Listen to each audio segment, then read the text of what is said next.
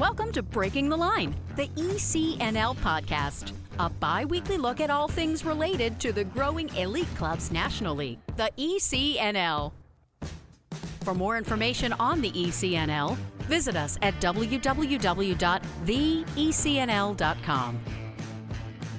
Now, here's your host for Breaking the Line, the ECNL Podcast, former U.S. Soccer press officer and longtime soccer broadcaster, Dean Linke. I am Dean Linke, and today we have two of the leaders for ECNL with the State of the Union. This is Christian Lavers, the president and CEO of the Elite Clubs National League. This is Doug Bracken, the vice president of the Elite Clubs National League. Join Dean the Voice Linke and Doug and I as we talk about the State of the Union of the ECNL and all the things we're looking forward to in the future of the league and of the sport on this week's Breaking the Line, the ECNL podcast. And it all starts after this message from the ECNL. As the game continues to evolve in the United States, the ECNL remains the standard of excellence in youth soccer. The Elite Clubs National League has grown to include over 200 clubs and nearly 50,000 players across the country, with a robust competition platform for teams, educational resources for coaches and clubs, and unparalleled identification and development opportunities for players. Alongside its member clubs, collaborating to create a better future, the ECNL continues to raise the game every day. The ECNL is more than a league. Welcome back to Breaking the Line, the ECNL podcast. Once again, here's Dean.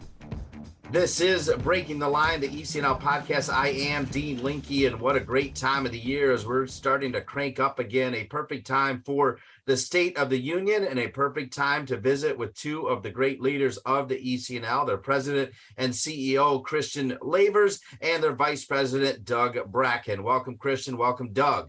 Thanks, Dean. Always a pleasure to be here, Dean. Appreciate it. Yeah, and I know that the ECNL community appreciates it as well, because this is a great way to get caught up with everything. And to me, for State of the Union, I think it's a time to reflect, and then it's a time to move forward. Let's start with reflect. As you evaluate what's transpired in the last year, can you both reflect on the highlights of a whole year? Well, it's been an amazing year. The word that I would use to explain this year is growth. In a lot of ways, we've expanded our events. We've expanded adding new clubs and leagues to our league. We've expanded our programming. We've expanded our staff. So there's been tremendous growth over the last year. I feel like we're really moving into a new phase as an organization and as a league, where we can have a great impact on youth soccer in this country, and where we have more reach than we've ever had. But along with that comes us being required to just up our game in a lot of different ways. That would be the thing that I think about if I think about the last year is growth. We've had some amazing events, and what we always have to do is just kind of put ourselves in the mind of the player and their experience. And if I look at it from that perspective, I think the players in our league have had an unbelievable experience this year as they went through the season. It was nice to be kind of out of COVID time a little bit more, so that they could experience that in a more normal way. And then just seeing it all culminate in the postseason was really fun. So I think it's been an amazing year. The culmination of the year says it to me. We had the two biggest events that we've ever held, with nearly 400 teams each in San Diego and Seattle. Incredible atmosphere, incredible level of play. I think the level of the play in the league was higher than it's ever been this past year. And really, as Doug just hinted at, it was the first normal year to a large degree in a long time. So we look back at all the growth, all the opportunity, and it finishes with some unbelievable events and experiences in San Diego and Seattle. And now we look forward. We look forward. And so, as it always is with an ECNL State of the Union, it's 5% reflection, 95% moving forward. That's what we're going to do starting right now. So what is happening in the league today? There's three topics that I want to talk about: new programs, new events, and a focus on service. We'll start with new programs. Yeah, one of the things that we had huge success with in the last couple of years is the National Selection Game, which was held at all of our older events, where some of the top 36 or so players attending the event, played under the lights in an incredible environment of best versus best, thousands of people watching. I mean, a typical selection game would have 3,000+ people on the sidelines cheering with signs and all that sort of stuff. So it's been a great experience for players at that level. This year, we're really excited. We're going to be bringing the Regional League selection games to life. So every Regional League event that we will have, for the first time, we'll have a Regional League selection game in the same format as we've had in the past with the club level competition, under the lights, first night of the event, top players at the event playing in front of their peers. So we're really excited about that program. We're also adding a ton of new events. I mean, I think overall this year, I believe the number, and Doug can correct me, is 38 events we will be running across the calendar. That includes boys, girls, regional league, club competition, younger age groups down to U12. We'll have some U12 teams playing in league events to get a taste of the league. We've added events to further improve the exposure and recruiting for the players at all levels, and then also just to get teams more really good games, because that's what the clubs in our league are here for, is to get the best possible games they can. The other big thing that we'll continue to build out is the regional league. And one of the most important things for us in the regional league is that they have a pathway to a championship. And so we've added more to our regional league championship events, both in numbers and in number of events that we'll have. So every league around the country in the regional league has a pathway to a championship, and the majority of them are going through those regional league championship events, which I think gives more teams, more players the experience of that championship event before they move on to the finals, which I think is a huge value add for those teams and players. If you look at the regional league, we've always said the regional league needs to have, or every league really, to be valuable, needs to have great local regional competition. They need a pathway to a championship, and they need to provide exposure. And I think of where we look at the regional league now to compared to where it was when we started 3 or 4 years, it is a really robust platform. And these regional league championship events now provide a great step before the finals to give regionalized recruiting opportunities, and then something for a lot of teams to shoot for, because you're going to be late in the season and still the majority of your league is going to be in contention for a spot in a regional league championship. And we think that's really important in making the games meaningful. Before we move to expansion, some new leadership and education, I do want to spend at least 60 seconds on ECNL's continued focus on service, because it's top class. If you go back, one of the primary reasons that the league was formed, and you could go even bigger in terms of U.S. club soccer, was just a feeling that technical people or coaches and directors in the landscape didn't have enough influence, or their voices were not heard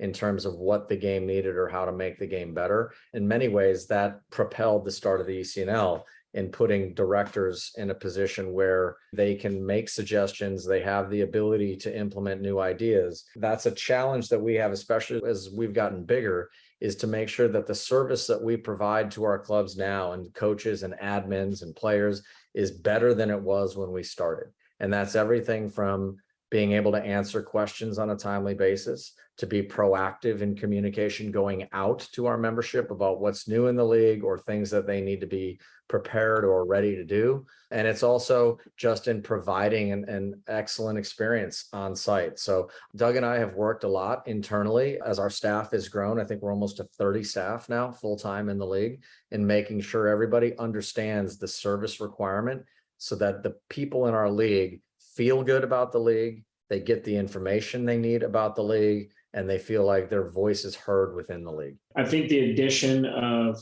Ralph Richards as the girls commissioner is a massive step for us in that regard as far as member services goes. Ralph has coached in the league and been in the league for many, many years as a director, and he has a really intimate knowledge of the league and what the needs of the clubs are. And putting him in a leadership position as the girls commissioner alongside Jason Cutney, who's the boys commissioner, really gives us two guys who are well versed in how the league works, both from the perspective of a director who's running a club and now as leaders in the league. So having that bridge is a really important step for us.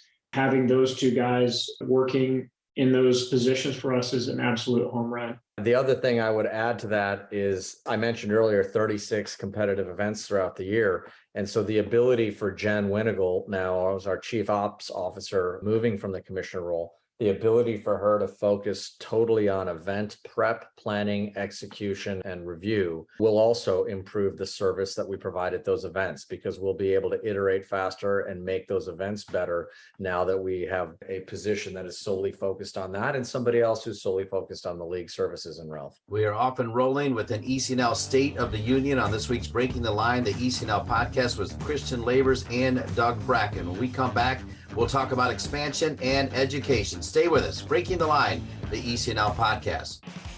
Soccer.com is proud to partner with the ECNL to support the continued development of soccer in the U.S. at the highest levels. We've been delivering quality soccer equipment and apparel to players, fans, and coaches since 1984. Living and breathing the beautiful game ourselves, our goal at Soccer.com is to inspire you to play better, cheer louder, and have more fun. Visit Soccer.com today to check out our unmatched selection of gear, expert advice, and stories of greatness at every level of the game. The ECNL is pleased to announce Quick Goal as the official goal provider and partner for ECNL Girls and ECNL Boys, a new partnership created to support the growth and development of the country's top players, clubs, and coaches. At all national events, including national playoffs and national finals, the Quick Goal Coaches Corner will provide hospitality and social space for ECNL Girls, ECNL Boys, and collegiate coaches. Quick Goal will also be the presenting sponsor of the National Championship winning ECNL Girls and ECNL Boys Coaches of the Year and the ECNL Girls and ECNL Boys Goals of the Year. Quick Goal looks forward to helping the ECNL continue to elevate the standards of youth soccer and provide more opportunities to players on and off the field in the coming years. ECNL Boys is partnering with Puma for the second year, driving sport forward with the leading products and the next generation of pros who wear them. Puma has proven themselves as the fastest sports brand in the world, the fastest innovation, the fastest players, and the fastest products in the game. They're the perfect partner to complement the speed and talent of our teams. In keeping with their mantra of forever faster, Puma introduces the world's fastest boot, the Ultra. The only boot engineered for speed, the Ultra combines a woven upper with a lightweight outsole for direct forward motion, speed, and acceleration. It's the best in the game, designed for the best players in the game. Welcome back to Breaking the Line, the ECNL podcast. It's an ECNL State of the Union with Christian Lavers, the president and CEO of the ECNL, and Doug Bracken, the vice president. I went to break talking about expansion and the importance of the regional league to continue to improve competition and development broadly in the country. Break it down, gentlemen. We're really excited about the regional league. We're really proud of where the regional league has come, and we think it's really strategically important. Number one, because we do believe that pathways are a vital part of a vibrant ecosystem. And what that means is that clubs, coaches, players, teams that are doing really well, that are leading in their communities, growing and doing a good job of developing, there needs to be a pathway where they can see the opportunity to come to higher levels in the league. And the regional league for us is that pathway. As we talked about earlier, the league itself needs to be valuable based on this competition, the postseason it provides, and the college experience and recruiting opportunity it provides. But it also then needs to be valuable in terms of the credibility of the results within the league. And for us, the regional league is the proving ground that will be the primary way for clubs to move up into the club competition. And it will also be the place where clubs that may not be doing well or having a hard time in the club competition, where they will move down and have the opportunity to rebuild and restructure and find the right level of competition. So we think that's competition spur, and that development spur is really important within the regional league, but also within the club competition. The connection that the players have to the league, we see how excited the players are in connecting with our league. And to be able to do that with more players is really great. We put a lot of effort and energy into the regional league and making that experience something that's really, really great for those players. A lot of people see us out there in social media and how we connect with the players from that perspective. And that is absolutely something we're doing, and we're really increasing our efforts there in the regional league. I think that's a really important thing because if I'm a player, the level of competition is obviously the most important thing, but also the experience that I get from participating in this platform is really something that I'll remember and take with me as I move on in my playing career. So we've put a lot of energy into that, into making those connections. And on that, and Doug hinted at it, but from day one of the driving impetuses in this league was to create an environment that makes players feel special and feel like they're doing something that matters. I think we've done an unbelievable job of that. If I compliment our events team and our creative team in terms of the experience at our events, and we want a consistent look and feel at every ECNL event. So whether you're going to a boys event or a girls event or a club event or a regional league event, we want you to be able to walk on site and say, I know this feeling, I know this look, I know this experience, this is the ECNL. And that consistency of brand identity from one level to the next, I think you're going to see more and more alignment in that. And that ultimately is about creating that special experience for the player. By the way, speaking of expansion, I want to remind everybody that Doug Bracken has 4 kids and Christian Lavers has 4 kids under the age of 5. A different kind of expansion that we could have a whole show on, but we're going to keep moving and focus on education, which, by the way, Christian, with 4 kids under 5, make sure they get a good education. Okay. I know you know the value of that as a law school grad for sure. One thing I can promise you, Dean, is that Christian's leadership abilities win this league. They do not translate to trying to manage the 4 kids under 5. It doesn't happen. Listen, over the course of the last 5 years, I've gradually just dropped in the pecking order of my own house. So I've gone from leader to follower very much here. But I'm dropping kids at school now early in the morning. So I'm getting a sense of that education piece now. But it's an appropriate comment, Dean, because we've tried to do more and more in the education environment, not from a license perspective, but from bringing world-class teachers and experts and subject matter experts from all over the place to talk to our directors and coaches about everything from psychology to tactics to methodology to culture and all that stuff. Typically, we've done that through our coaching symposium, which we do every year. And last year was the biggest one we've ever had. It was really, really successful. And we're looking forward to another one coming this winter.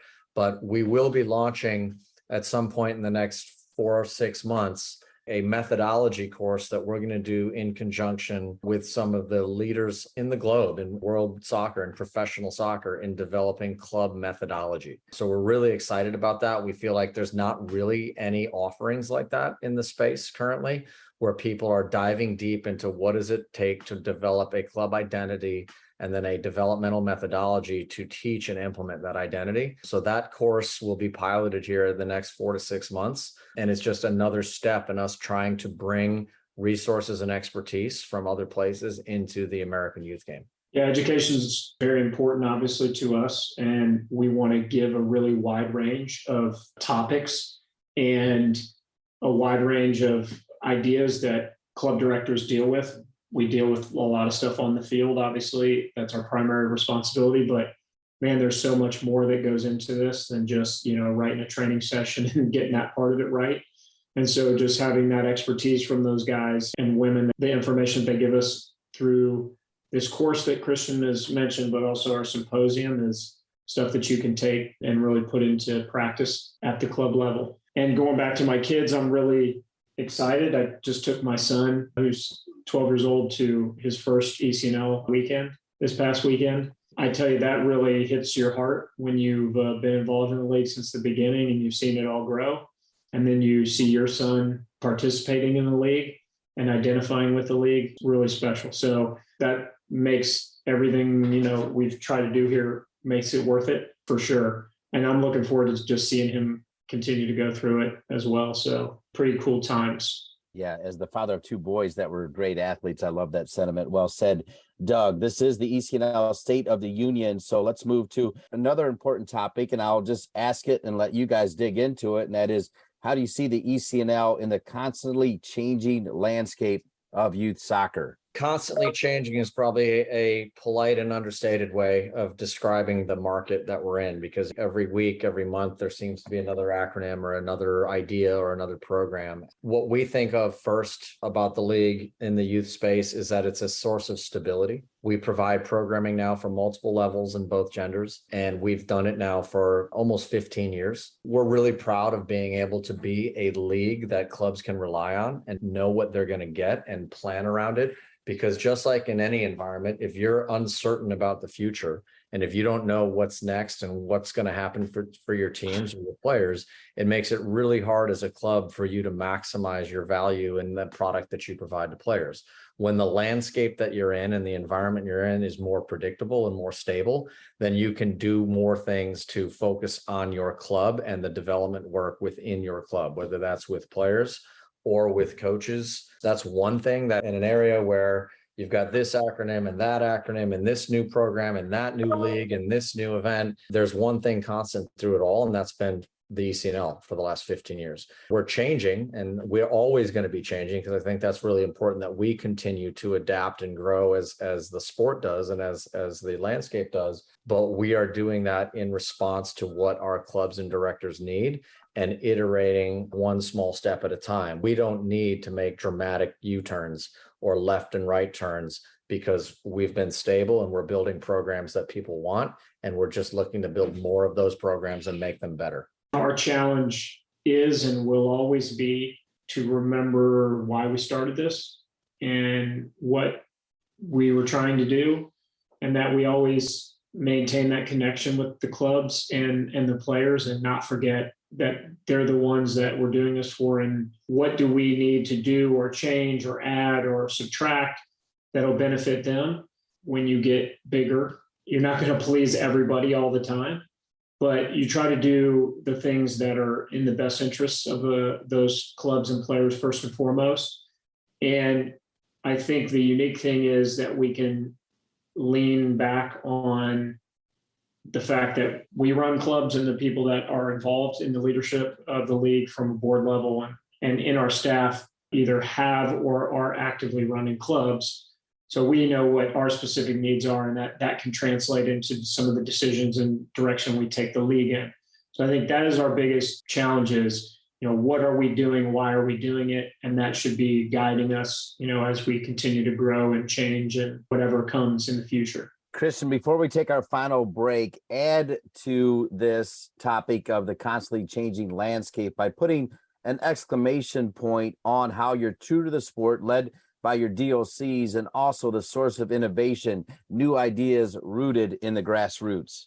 That is something that's so much in our DNA that we can sometimes take it for granted, but we shouldn't. Our league is led by people, as Doug said, that run clubs every day, and not that started doing this a couple of weeks ago, but have done this for years, if not decades. They understand the families and the people within their community and what they're looking for in their soccer experience. They also understand what it takes, because they've seen and helped players and teams reach the highest levels of youth, college, and even players going on to national teams in professional soccer. And we are led by those people. The value of that is really to understand what the family and the player need and want, and how we meet them where they are, and then move forward from that. The other piece to that is that when there's an area of change or something that's missing in a player experience or a team experience or a club experience, we hear that firsthand and directly. So we can look and identify where there's opportunities to do better, or opportunities to add service or add a program that is desired in the market. That type of accurate, real, and honest feedback about what's working, what's not, and what's needed is really what's built the league and driven us to the growth and the place we are today. Is that it's not sugar-coated, it's not absent. We hear it because the people that we're all working with and that are in the league, and now we even have staff in the league that played in the league, which is really cool now to have people working in our offices who were wearing an ECNL jersey 7-8 years ago. That feedback's encouraged, and it's constant. Sticking with that, as Doug Bracken also commented on the ability to look back at where you started and where you are today. We're going to dive deeper into that. It's a special ECNL State of the Union on this week's Breaking the Line, the ECNL podcast, featuring Christian Lavers and Doug Bracken. Nike is a proud sponsor of ECNL Girls. Nothing can stop what we can do together to bring positive change to our communities. You can't stop sport, because # you can't stop our voices. Follow Nike on Instagram, Facebook, and Twitter. From athletes just starting to turn heads to some of the best athletes to ever play their games, Gatorade shows that they are the proven fuel of the best. For the athletes who give everything, nothing beats Gatorade, the studied, tested, and proven fuel of the ECNL.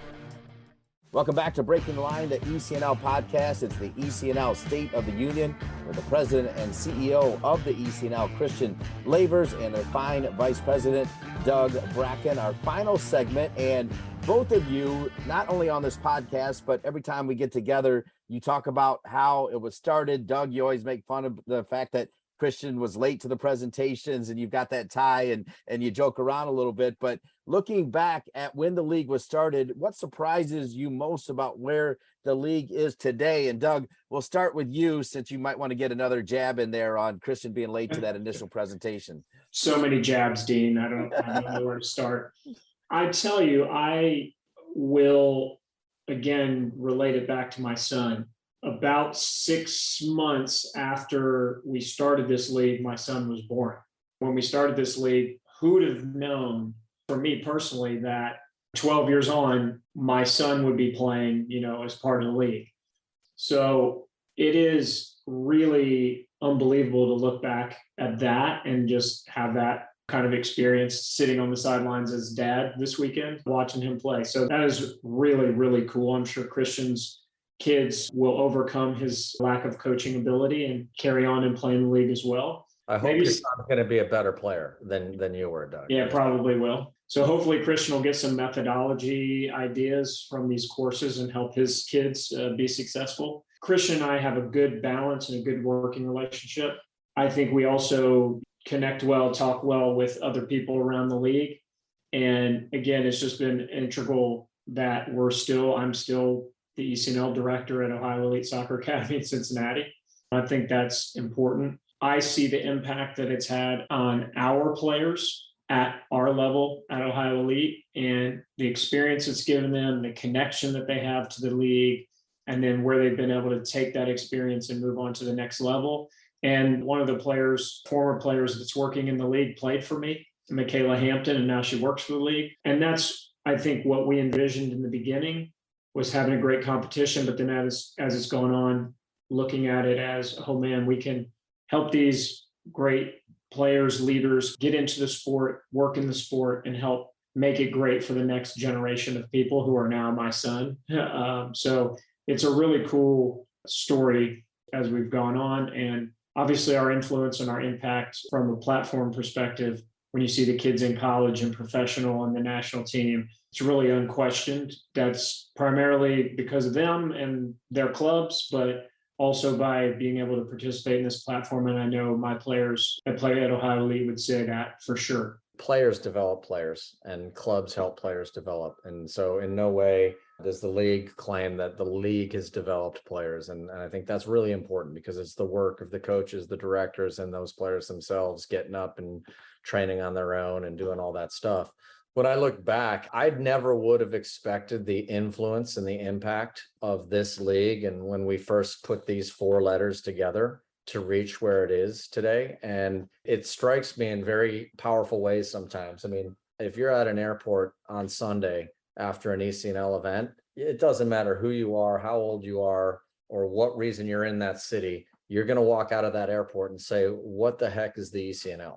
Because you're going to see so many kids walking around with the logo and with the letters that it's going to strike you. The number of times that people that I know in other walks of life will say, hey, I saw that logo somewhere. I saw a bumper sticker on a car, or, oh yeah, that's part of ECNL. So the reach that the league has had and the ability to influence people is far greater than we ever would have thought. I mean, we had a video from the boys' playoffs this year that last time I checked, I think had hit almost 19 million views of a player making a big play in the middle of one of the hundreds of games that was played that weekend. But when you think of 19 million eyeballs watching a youth soccer player, that's incredible. And our creative team, and I'll give a shout out to our creative team with Andrea and Jackie, Jacob, who has moved on, and Ryan, who's now taken his spot, and then Sydney, who we just hired only a couple of weeks ago.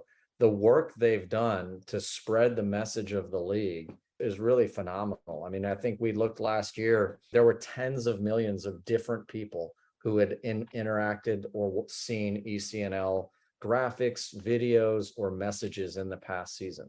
I don't say that to quantify things as the most important thing. I say that because what it gives us is an incredible platform to influence, to impact, to celebrate, to encourage.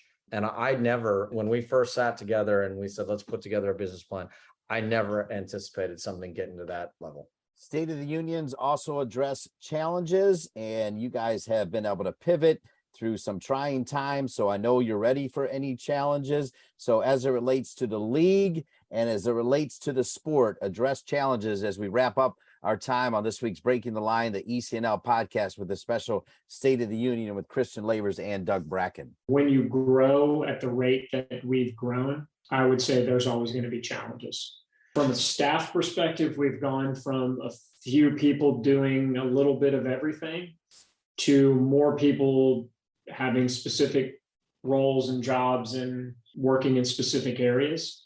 That is a challenge without a doubt. And then just the size of the events and the number of events and how we're trying to activate those events is always a huge challenge, and just being responsive to our membership. So anytime you grow, I think you're going to have huge challenges.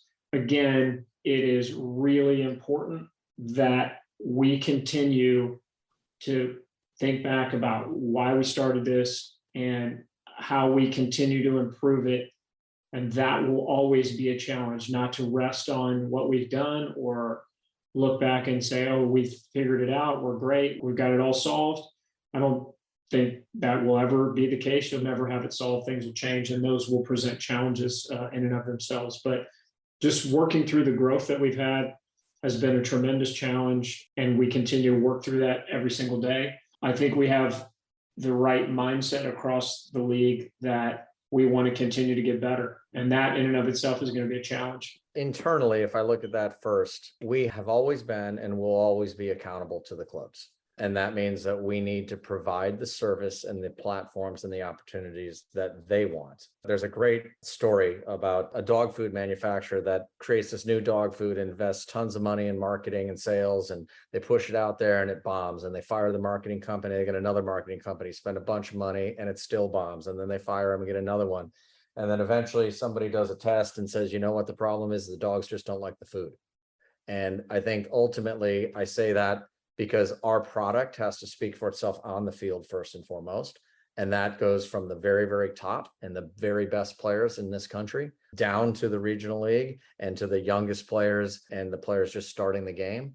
But we have to remain accountable to the clubs in providing the platforms they want and the service that they need. And Doug has outlined well the growth challenges that I think any organization goes through in doing that more and more at scale. But that has to remain true in our internal DNA and in the culture within the office that we have and within the teams that we have. That's internally. Externally, the sport is in such an exciting spot in so many ways. And then you got 2026 coming here, which is going to be here before we know it. I think you're going to see this winter when the World Cup comes, however strange it is to have a Winter World Cup, but you're going to see so many people really recognize that, wow, the next time that this event is on, it's going to be in my backyard. And that's going to bring a huge amount of attention and opportunity and excitement to the sport. And we certainly want to capitalize on that and use that to help grow the sport. Within that, I think there's also the reality right now that there's a big fracture between youth sport and professional sport in this country. It's always difficult to get people that have different perspectives and maybe different visions to find ways to collaborate and work together. That's been really the core of our success in the youth game, and why the league has grown is we've found really good people to work with, to collaborate with. And I'm saying this both internally in our staff, but also across the country with all the DOCs. And the DOCs have shown the desire to work with each other to build something bigger and be a part of something bigger and better. I would love to see if that could happen more broadly in the sport. Because, I think the sport right now, you have the youth space, you have the pro space, and those two They don't connect that often or that well because of a variety of different issues. You have the college space, which is kind of this separate soccer system, which we serve greatly with the number of kids that are going there and going to have great experiences and go on to do a lot of things in life. I still would like to see more of soccer find ways to work together. And that by no means is saying that everybody's just got to come together under the same umbrella, sing Kumbaya, and do the same thing all the time. I think it's really valuable and helpful to have different programs and perspectives, but I would like to see more things that bring people together. ECNL State of the Union. Put it in one sentence. Doug, we'll start with you. Christian, final word. Growing and evolving in service to youth soccer clubs. That's what I would say the State of the Union is. I will say the ECNL is going to lead the next programs in the future, and the ECNL is going to help make them better. And the ECNL is going to continue to evolve to serve the needs of soccer. That was 4 sentences, Dean. He just said 4 sentences instead of one. There was commas in there, maybe some semicolons. That's a run-on sentence if I ever heard one. That's probably fair. That's fair. The great thing is you grow, you continue to have fun, and humor is always part of growth as well. Thank you so much. Christian Lavers, the president and CEO, always a pleasure. Thanks for being on Breaking the Line, the ECNL podcast. Thanks, Dean. Appreciate your work as well. Doug Bracken, vice president of ECNL, thank you as well. Thank you, Dean. And like Christian and Doug both said, we thank each and every one of the great staff members of the ECNL, and more importantly, each and every member, club, and player, administrator, parent, extended family, everybody connected to the ECNL family. This State of the Union has been outstanding, and the future looks bright. I also want to thank our producer, Colin Thrash. For each and every one of them and all of you, I'm Dean Linke. We'll see you in 2 weeks for another edition of Breaking the Line, the ECNL podcast. Thanks for listening to Breaking the Line, the ECNL podcast. For more information on the ECNL, visit us at www.theecnl.com. And if you have a suggestion for the show or a great idea for a guest, please email us at info@theecnl.com. Breaking the Line, the ECNL podcast is an ECNL production. ECNL, more than a league.